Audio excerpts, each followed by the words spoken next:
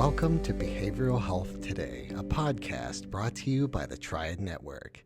This podcast is designed to share trending topics occurring within the world and our communities and bring them a behavioral and mental health perspective. Welcome to Behavioral Health Today, a Triad production. I'm your host, Sharlee Dixon, and today I am joined by Thais Gibson.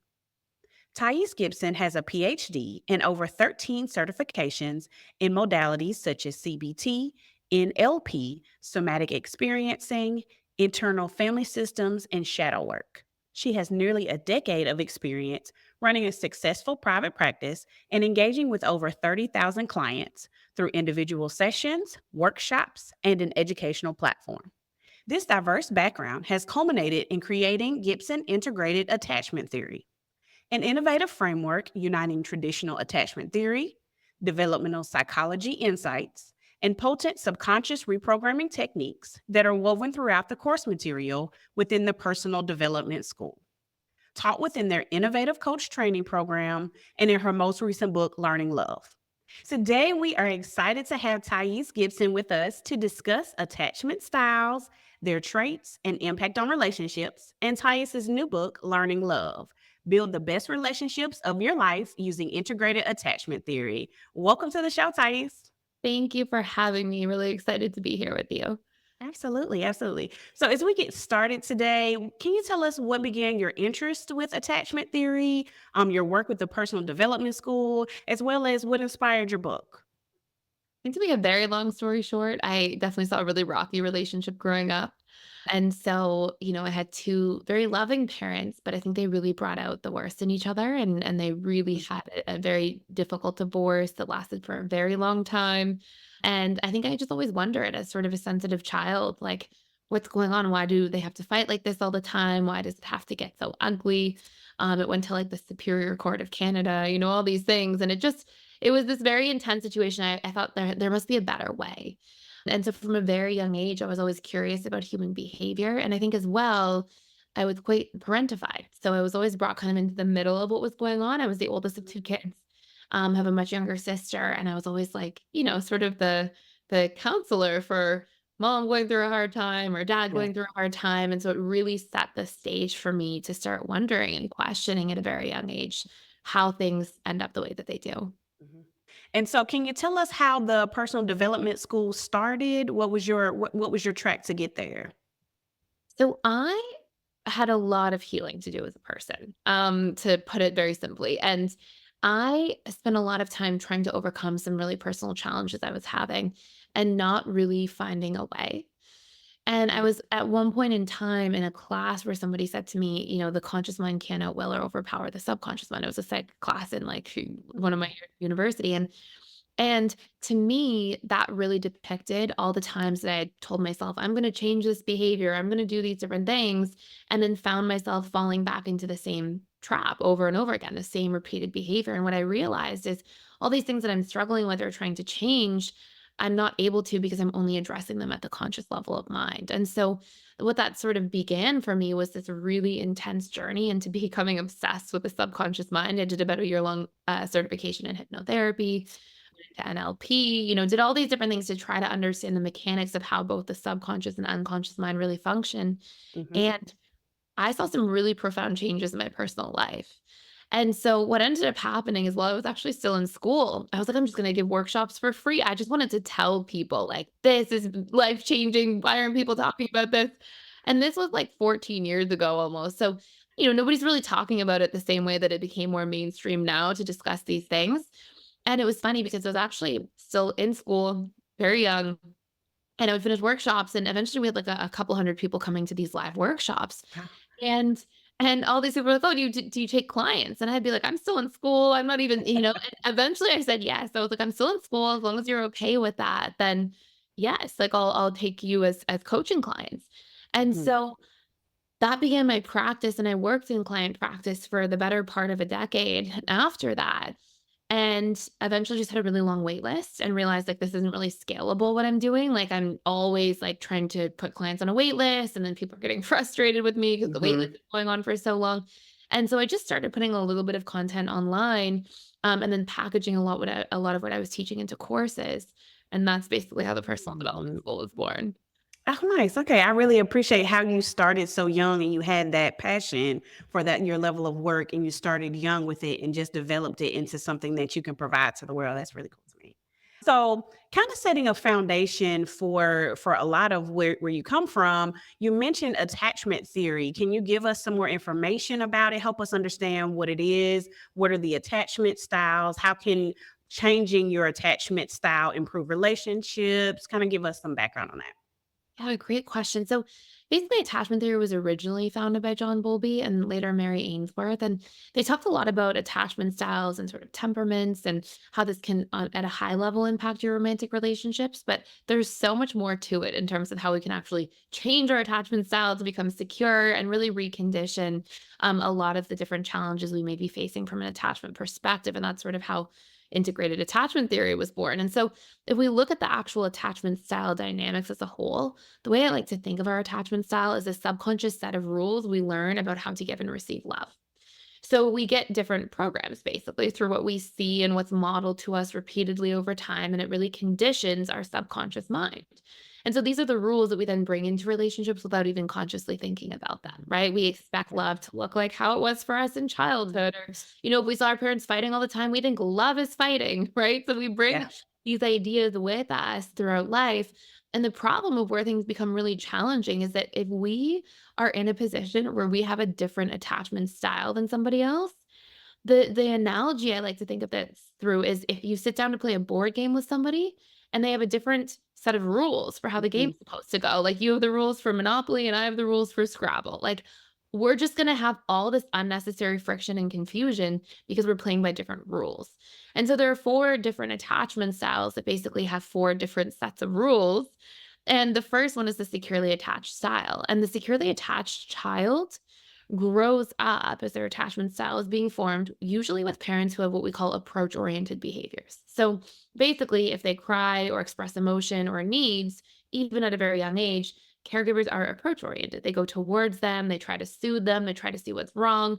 And what this is conditioning a child to think and feel is, oh, when I cry or when I express emotion, it gets my needs met. It's good for me to be vulnerable. It's good for me to rely on other people. My needs are worthy of being seen and heard. And so this young person grows up to be an adult that feels safe relying on people, trusting, they feel worthy, they feel like they can express themselves and it gets good results. And research showed originally that securely attached people made up about 50% of the population. More recent data is showing it may be as low as 30% of the population nowadays. So it's definitely trending downward.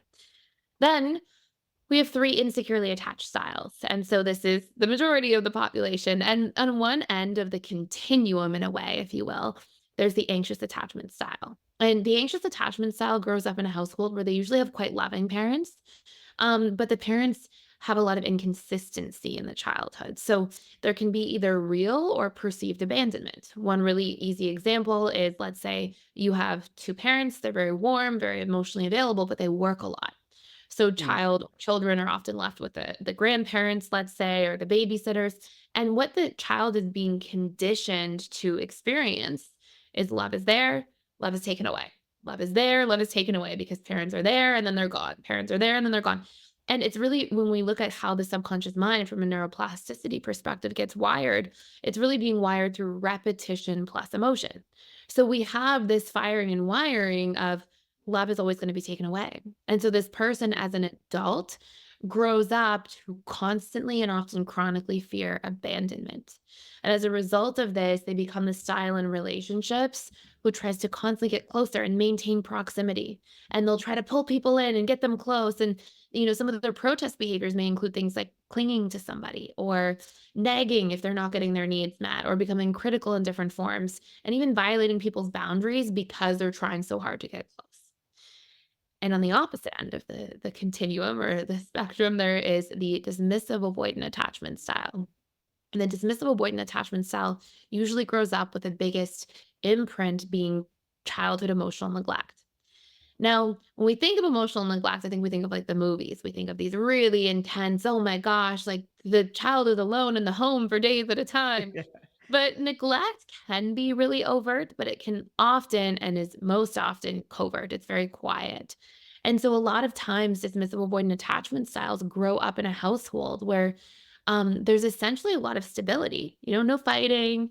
Everybody's pretty kind. There often is structure and routine, food's on the table at dinner time. Kids are in school on time each morning. But there's no room for emotions to be expressed. And in fact, if they are expressed, maybe you're the crybaby, you better grow up or have a stiff upper lip, or perhaps children should be seen and not heard. So emotions may even be shamed. And as a young child, because our emotions are an inherent part of ourselves, as a young child, a child who hyper personalizes everything, because this is what children do, can't conceive of, oh, my caregivers are emotionally unavailable. So instead, they go, there must be something wrong with me, that I need this emotional connection, that they're feeling that yearning, because biologically we're wired for this. And then it's not coming through to fruition. So they think, okay, well, my emotions must be wrong. Let me stuff my emotions away. Let me push them way down. And let me make sure I'm not vulnerable to anybody in relationships who can see this side of me, because they'll think that something's wrong with me or I'm flawed. And as adults, these individuals become people who are afraid of commitment, because what they're really afraid of is vulnerability, of being seen as weak or shameful if they're open. And they become afraid of close attachment and connection because they associate it with painful things from neglect in childhood. And then last but not least, we have the fearful avoidant attachment style. And the fearful avoidant is really a mix of both the anxious and dismissive avoidant. And fearful avoidants often grow up in households where there's a lot of chaos. And it can be chaos of lots of fighting and a really difficult divorce, but it can also be chaos of having a parent who's, for example, an alcoholic or has narcissistic personality disorder or some sort of mental health challenge that they're dealing with.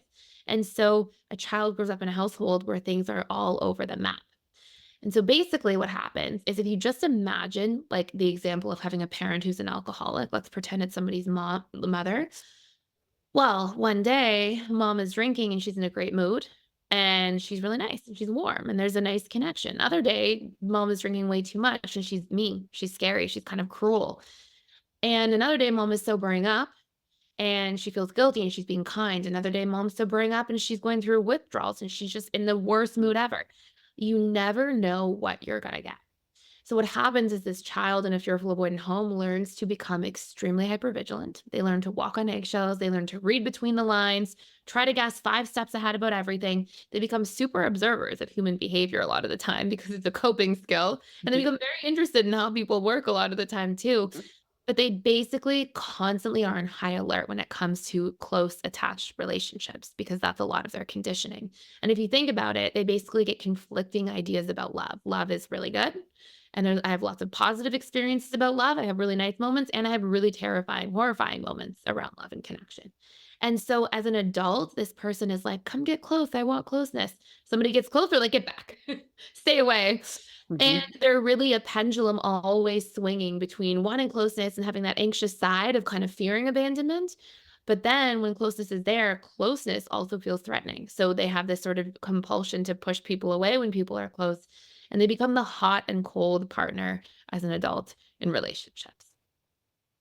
Right. And so a couple of things that you said kind of stuck out for me. You mentioned that these attachment theories are, I guess, developed in childhood in your household. Do you think that it makes a difference where a child is getting these influences from? So is it only by parents, or are they attachment theories also influenced by outside sources, like maybe grandparents or other caregivers or school personnel or whoever else a child comes into contact with? Or is it just simply what happens in a household? Yeah, it's a fantastic question. So, the answer to this is that we get our attachment style programmed, and how we get programmed is through repetition and emotion. So, anything where we're exposed to repeatedly that creates an emotional imprint, or you can make the argument anything that creates a really strong emotional imprint. So, if you look at just the science of sort of like neuroplasticity and how we get conditioned, if you imagine, just as an analogy, if Bob, feels fully safe driving in a car, never had any issues, always felt pretty safe. One day, God forbid, Bob is in a car accident. Bob gets into the car the next day to drive, his hands are shaking, right? So emotion can actually imprint if it's strong enough. One traumatic experience can imprint us immediately and also shift and shape our attachment style. Now, the reason I'm saying all of this is because I've actually seen many clients over the years when I had my client practice who, had a fairly secure household with parents. But I had one client, just as an example, who was a gymnast, and she was, extremely successful gymnast. But she would go home from school, get changed, and go to the gym 3, 4 hours every evening. And her coach was extremely critical. And her coach was very unpredictable. And her coach was hot and cold and all over the place. And she had very secure parents. All of her siblings were securely attached. And she was a fearful avoidant because she had this very chaotic, constant influence in her life. So, to your question, 100%, we are not just influenced by our caregivers, although that tends to play a primary role.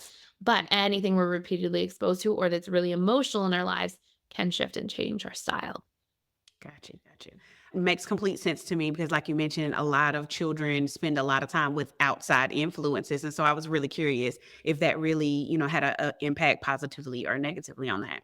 And so, with all of what we know or what you've mentioned about attachment theory, how did you take those attachment styles or the attachment theory in general and create the Gibson Integrated Attachment Theory? And so, how does that help uproot negative patterns as well? How do you use that theory? Yeah. So for myself, when I mentioned that I was, starting early, talking about the subconscious mind, went into hypnotherapy, for me, it honestly started as like a personal journey. So I had learned about attachment style at a very high level, and I think it was first year university. And I never really paid it too much mind. I was like, okay, interesting. Babies attach in certain ways as toddlers, and that affects them as they grow up. But I never really like heard too much about the practical application of it because that's not what's taught too much in schools. And so, for me, I was interested in my own healing journey, and I knew a few things about myself. I knew I had a lot of core wounds from a cognitive behavioral therapy perspective. So I knew I had a lot of like these beliefs that basically were my baggage from childhood. Things like I will be betrayed, so I can't trust. I'll be abandoned. I'll be trapped or helpless or powerless in the wrong relationship. All these fears. And I realized these were kind of my pieces of relationship baggage. So in through a lot of the hypnotherapy techniques and understanding the subconscious mind, I was doing a lot of reconditioning on these ideas. And that's what I started teaching in workshops and then in client practice. It's how to reprogram core beliefs was a big one. Then I learned we will feel soothed, and what our experience of self-soothing is often when we learn to meet our own needs and understand what those needs are. So if I need emotional connection, for example, is an important need. Well, if I emotionally connect to myself through journaling, through self-work, through introspective work and questions, it's meeting my need for emotional connection. I feel soothed and more fulfilled in my life. And we all have needs, every single person. But most people don't know what they are. So in my client practice as well, I started teaching people how to discover their needs and meet their own needs. And then I learned that we often have dysregulated nervous systems through a lot of certification work around somatic experiencing. And I learned that, hey, if we don't learn to re regulate our nervous system and get out of this chronic fight or flight, if we constantly had to walk on eggshells as a child and in our upbringing, that it's going to be really difficult to feel safe as an adult, especially in things that make you feel vulnerable, like close relationships. So, in the background, the first couple of years of my practice, all I was working with people on were like reprogramming core wounds, learning their needs, learning emotional regulation through their nervous system, and then did some work on communicating those needs to other people and fine tuning communication and learning to have better boundaries. And what I found is that as a result of those 5 things, often our behaviors would change as a positive impact. So I was doing a lot of work around that for a long time, for the first few years. And then I revisited attachment theory. And what I found that was so mind blowing to me is like, oh my goodness, each attachment style has very specific core wounds. Anxious preoccupieds are afraid of abandonment, exclusion, being disliked, rejected, not good enough. Dismissive avoidants are afraid of being trapped, helpless, powerless, seen as defective, unsafe if they have to be too vulnerable, seen as weak if they're too vulnerable. And fearful avoidants tend to share in both sides of those core wounds and have betrayal core wounds as well. So what I realized is, oh, it's so interesting. Each attachment style has very specific core wounds. They have very specific needs in a relationship. Anxious preoccupieds need more validation, reassurance, certainty. Dismissive avoidants need that autonomy, freedom, space. So we actually have specific core wounds, specific needs, specific issues with our boundaries, right? Specific issues with how we communicate. And so these 6 core components that also include nervous system regulation and our behaviors, I realized that as soon as I knew somebody's attachment style, I knew exactly the reprogramming work and the healing work that would have to be done across core wounds and needs and emotional patterns, etc. So what I did is I just started working with people on that. And what I found is not only were they healing as people, but they suddenly became securely attached. And so they learned how to do secure relationships when taking an attachment style test. After doing that inner work, they would test as secure. And I found this to be very easy to replicate across time, across many, many clients. I was seeing 40 or so clients a week for the better part of 10 years. So I saw that to be like a process that could be replicated over and over and over again. And so eventually it was like, wow, I have to put this into a body of work somehow. And that's how integrated attachment theory was born.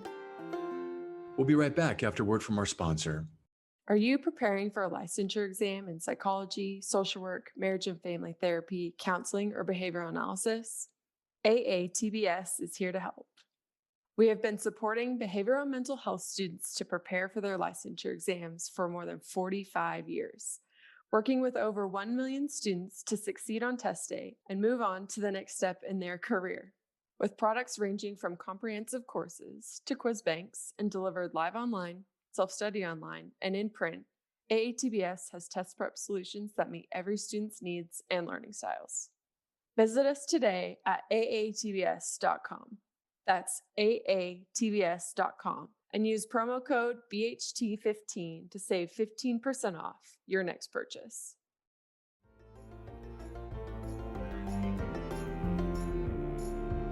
Nice. Yeah, and this is probably something I should have mentioned earlier, but you mentioned that there is a quiz. Where do people find this quiz? Is it something that you need to be signed up for? Or how do we get access to it? Yes, you can actually take the quiz at personaldevelopmentschool.com. And it's free. You don't have to be signed up for anything. You can submit your email if you want a free report. And it will give you a report actually on your attachment style breakdown, and then your core wounds and your needs and your emotional patterns and all the things you can actually start working on to become securely attached. Okay. And speaking of core wounds, you did say that people within each attachment style have a certain set of core wounds, but what then does success look like? How does that feel for the client or the patient?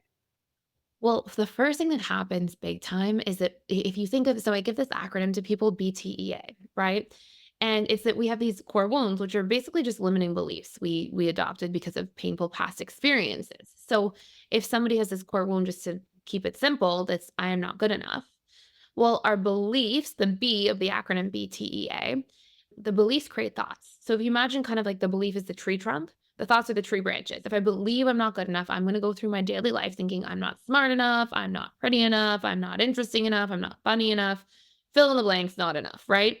And how do I feel when I start thinking all these thoughts? Well, I feel insecure, I feel anxious, I feel distressed, sad, etc.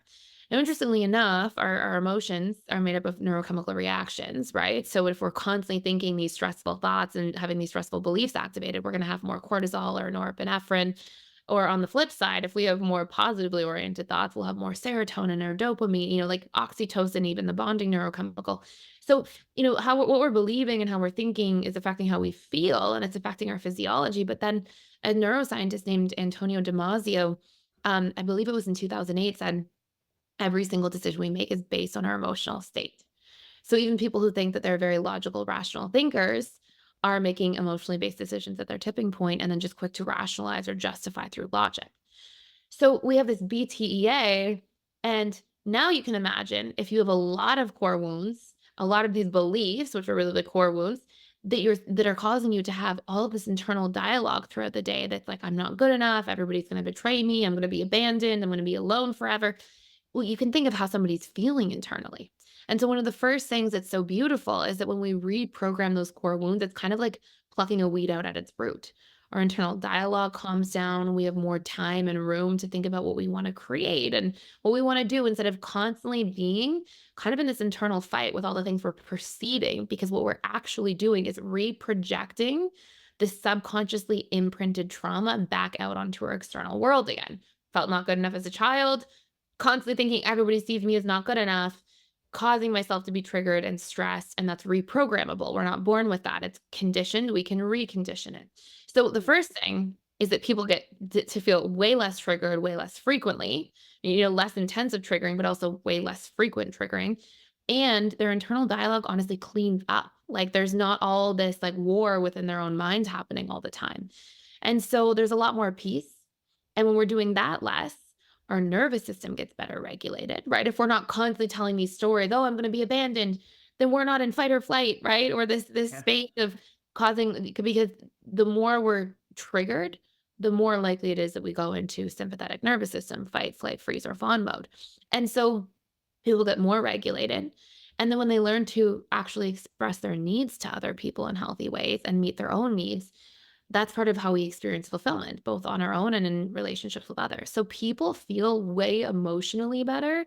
They heal. And then if we are in a relationship with somebody and we're communicating our needs, now we can actually get them met. Whereas before, if you're not communicating your needs, people are not mind readers. They're not going to know what your needs are, especially if they have a different attachment style than you and they're projecting what they would need onto you the whole time. So we see this really beautiful pattern that takes place where our internal dialogue improves, our emotional state improves, we are more rested, more regulated, more calm and peaceful. We can feel better seen and heard and connected in our relationships because we're actually expressing and getting our needs met. So there's a lot of really powerful things that happen through doing the underlying work about what our insecure attachment style represents. Okay. And speaking along the lines of underlying work, so what does that look like with clients or patients or just anyone that is interested in this level of personal development? So as you've helped guide people towards healthier relationships with themselves and with those around them, so what are some tips for how people can express needs safely for themselves and their relationship, as well as setting boundaries and really being able to foster connections positively? Yes, great question. So there's a few different tools, and one of the first ones is belief reprogramming. So we can actually reprogram our core wounds. I will share one just really quickly that people can do like more immediately. So your conscious mind speaks language, but your subconscious mind doesn't. Okay, and where our wounds exist, these core wounds, is at the subconscious level. Nobody wakes up and says, "I'm going to tell myself all day today that I'm not good enough." Right? Like nobody's consciously intending these things. So what happens that's so interesting is if I were to say to you, for example, whatever you do not think of the pink elephant, or do not think of the chocolate chip cookie, or do not think, we think of it because conscious mind hears do not, subconscious just sees, and just the language of the subconscious is emotion and imagery. Mhm. So I'm not a big fan of like affirmations because we're trying to heal our subconscious mind by talking only to the conscious mind. It doesn't make any sense. So what we can do instead is we can speak in emotion and imagery to oppose that original core wound. Now, what's really interesting is what is the container of all emotions and images? Well, it's our memories. All memories, what they are, if somebody were to tell their favorite childhood memory, oh, I was playing on the playground, they would see the images of the playground and they would start smiling because they would feel the emotion attached or contained within that memory. So now we know that memory speaks to the subconscious mind. So what we can do is we can take this original core wound, something like I'm not good enough, or I will be abandoned, or whatever it might be. We find the opposite. I'm not good enough. I am good enough. And we find 10 pieces of memory to show that we are good enough. I was good enough when I did this thing, or I was good enough when I showed up as a friend in this way. The more specific we are, the more emotion and images we get. And when we use a repetition, we're firing and wiring. Okay. So the tool to reprogram these core wounds, these old baggage pieces that we're carrying from our attachment trauma in childhood, it's called autosuggestion, belief reprogramming. So we say, I'm not good enough as a wound. I am good enough. 10 memories of when you felt good enough for 21 days. Research shows us it's how long it takes to create new neural networks that will actually stick. So we have this really powerful tool all of a sudden that people can try at home that can help us reprogram and actually leave our baggage in the past where it belongs. The second piece is we have to learn our needs, right? And some of the easiest ways to just learn our needs at a high level are to ask ourselves, in a perfect relationship, what would somebody be doing for me all the time, right? Because these are all of our expectations. Somebody would be really reassuring, they would be validating, they would understand that I need time and space, they would respect my need for novelty, they would try new things with me. Whatever we're looking for in other people is something that we also need from the relationship to ourselves. And so what we do is we can write out all the different needs that we have in our perfect ideal world. We have to get good at meeting them in the relationship to ourselves because what it actually does is build the subconscious comfort zone of familiarity, which makes us better at receiving these things from other people when they're doing them. It's so funny because a lot of people will be like, I need compliments. And then if somebody compliments them, they deflect or they're like, you don't mean it. and they're not allowing themselves to actually receive. Yeah. So we only receive when we also feel safe giving to ourselves first. So, the needs piece is we learn to decide, okay, these are what I would need in a perfect relationship. I'm going to start getting good at giving these things to myself, like self-validation or compliments or reassurance, etc. And when I start meeting that, then I'm going to get good at communicating these things to other people. And there's a couple core tips for communication, right? So we've done the core wounds, the little tool, understanding your needs and meeting those needs yourself. And then another really important piece is communicating these things so people can actually know. And when it comes to communication, there's a few places we really get it wrong. So I would have clients say to me all the time, they'd be like, Thais, I've tried everything. My spouse never wants to listen to me. I've communicated everything. And at first, I would be like, oh, okay, this person's communicated everything. The relationship may not be working. And then over time, I stopped believing people when they said that because I realized how many times they just were communicating terribly, with all respect, right? But we're not taught these things. So there's a big difference between communicating first in the positive versus in the negative. Okay. If somebody says, you never spend enough time with me, you don't care about the relationship, it's going to land very differently from the person to the person we're communicating that to than if you say, hey, I really miss you. I feel like we haven't spent as much time as I'd like to this week. Let's plan something fun to do on the weekend, right? You say it in the positive framing, you actually get heard. You say it in the negative framing, all the person hears is that you're attacking them, right? Now they're on the defense. So first step is when we're communicating needs, we make sure we phrase in the positive. Second step is that we often communicate in a way where we are not specific enough and nobody knows what's going on. So I would see over and over again in client practice at the time that I'd have clients come in and say, my husband needs to be more supportive. And they'd say, okay, this week we're going to work on supportiveness. Come back the next week. And before they could even sit in their chair, the wife might be like, he never supported me. He didn't do anything.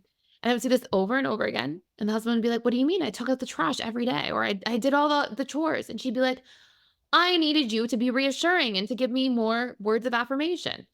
And so we have to, when we're communicating, paint a picture of what it looks like. Okay. We can't just say, I need support. I need validation. Validation for some people looks like a hug. For another person, it looks like saying something kind and complimentary once a day, right? So we need to get really specific. And then the last powerful tip to start off new communication patterns is to see our needs through. Sometimes we're like, I communicated once. Now that I've said it once, this person should remember for the rest of their life. And if they don't, I'm never telling them anything ever again. So it's like a big thing that people will do. So, we have to remember, yes, it feels vulnerable to communicate our needs, particularly if we didn't get them met growing up. But we have different programs. Somebody has the rules for Scrabble, the other person has the rules for Monopoly. So we have to remind them of our rules, right? We have to actually see our needs through. And if we do this repetitively over time, and definitely not saying, tell somebody your needs every day and then they never show up to meet them once. That's probably you're in the wrong relationship if there's zero effort. But I'm saying, like, if somebody does a pretty good job for a few weeks and then sort of falls off or forgets, don't be afraid to, approach them and say, hey, I appreciate you've been putting in effort. And I noticed we kind of got off track. Can we work on this again? And if we actually see our needs through, the needs are much more likely to get met. So I find if we really work through the core wounds, we really learn what our needs are and then meet them in relationship to self and then communicate them in those healthy ways to others. Not only do we become way more securely attached, but it also really improves the quality of relationships. Nice, nice. And so, speaking of success, is there a hallmark story you can share with us of somebody or even a couple that you've worked with in the past or that you've heard about that used your theory? And what sort of relationships challenges did they experience? And then on the other side of that, what changes did they make in their life towards personal growth? And what did success look like for them? Yeah. So I would see when I was running my client practice, like a tremendous amount of people fix, save, heal their relationships. I would say upwards of 90%. There definitely were like 10% of people who are going, I'm not really here to change too much and didn't want to do the work. And if you don't do the work, then you're not going to see the needle move. But over the past 5 years through the personal development school, I package this into online programs. So actual courses for people, there's daily support groups that we have inside of the personal development school. And the story that stands out the most to me is this really, really wonderful young lady. And she came in She used a fake name at the start, which she can, right? Nobody has to come in and say their real name if they come into the webinars or the support groups because it's online. Mhm. And her name was Rochelle, was her fake name for a long time. And I knew that she was dismissive avoidant with a little bit of fearful avoidant attachment style in there too. And as time went on, she started opening up. She was sort of always like a fly on the wall at the beginning. Her camera would always be off and she'd be very quiet. And over time, she started speaking up more and sharing. And then one day she decided, hey, I'm going to share my real name. And this was not my real name. And her backstory was actually that she was sexually abused by her father as a child, which was a very difficult thing. And she got to a point where not only did she become securely attached and go through so much healing and is now like so open and so vulnerable, but she actually went back to school to become a psychologist. And now she's a psychologist running her own practice. And she's in like every webinar of our week. She's always there in the groups and events, helping other people now, camera on, super open about her story, sharing with other people. And it was actually just so beautiful to watch her journey because it was something that she did, right? I put some programs and courses out, but like she had to be in there learning, growing, taking them, like applying the method. And so I've always been so proud of her and so many other people's growth that we've seen like that. Right. And as a clinician, I know that the joy we feel when our clients are able to grasp the material and apply it to their lives, and then even take it a step further and join the profession with you, it creates a different level of success for you too as the clinician. So that's awesome to hear. Thank So you. can you leave us with a final word for our listeners? So what steps can folks take to improve their relationships and work towards personal growth? Yeah, so I would definitely say to go to that exercise. That exercise I've found to be one of the most impactful things is that if we actually work to reprogram our subconscious mind using that auto suggestion belief tool, it's so powerful and we leave so much of our baggage behind. And the reason is because really these wounds are not existing at a conscious level. Nobody's like, I'm going to tell myself all day everybody's going to betray me or that I'm not good enough or that I'm Yeah. unloved. So when we actually go in at a subconscious level and do that work, it's extremely relieving. So that's a really powerful tip. Practice that needs exercise to learn what your needs might be and communicate vulnerably using those powerful tools for how we can frame communication to other people. Because what you'll find is that when you do actually show up and become vulnerable enough to communicate, your needs will actually get met and you'll feel much more seen and heard and connected to other people in your life. So, Thais, I hear that you have a new book coming out, Learning Love, Build the Best Relationships of Your Life Using Integrated Attachment Theory. Can you tell us more about the book's release? Where can folks purchase it? Even a little bit more about what the book is about. Yeah, so we just recently launched it and you can find it on Amazon and some select bookstores, but definitely Amazon.com is the best place to get it for now. And basically, what it is all about is how to discover exactly what your attachment style is, and then discover what your core wounds are, your needs are, et cetera, all those major components we talked about. And there's also tips and tools and exercises within that book for how to recondition those things in order to become securely attached. Right. That's awesome. And so you mentioned, especially those last three tips with us that we've kind of discussed at length. I would love for our listeners to learn more about you, your work with the Personal Development School. Where can our listeners go to find more information? Yeah, so at personaldevelopmentschool.com, I've written about 60 courses about all sorts of different things related to personal development, and it's all geared towards the subconscious mind. So it's not just, oh, here's some insights, but here's some insights. Here's how you can actually recondition your behaviors using principles of neuroplasticity and how the subconscious mind works. And in there, we have reprogramming your attachment style courses for each attachment style, and they cover those major components we talked about, the reprogramming, the needs, the communication. We also have boundaries courses in there, conflict communication courses, all sorts of things to support anybody on their journey with where they're at. And I also put daily content on YouTube, which is Personal Development School dash Thais Gibson. Nice. Well, I, for one, will definitely be looking, especially your YouTube, and checking out a few of those courses as well, because you kind of stepped on my toes today, Thais. So you've given me some work to do as well. Thank you for that. I'm definitely always on a personal journey. So I'm hoping that some of my listeners will be joining that journey with me as well. Thais, thank you so much. And I really appreciate you speaking with us today. Thank you. I really enjoyed this conversation and really appreciate you having me. Before we go, I would like to invite you to join us for the June 2024 Wellness Summit series on June 29th. This online event will feature 3 heart-centered hypnotherapy experts who will share their insights on building conscious leadership skills and techniques for personal growth and trauma recovery. This is online and free to attend. You can learn more at triadhq.com/WSS.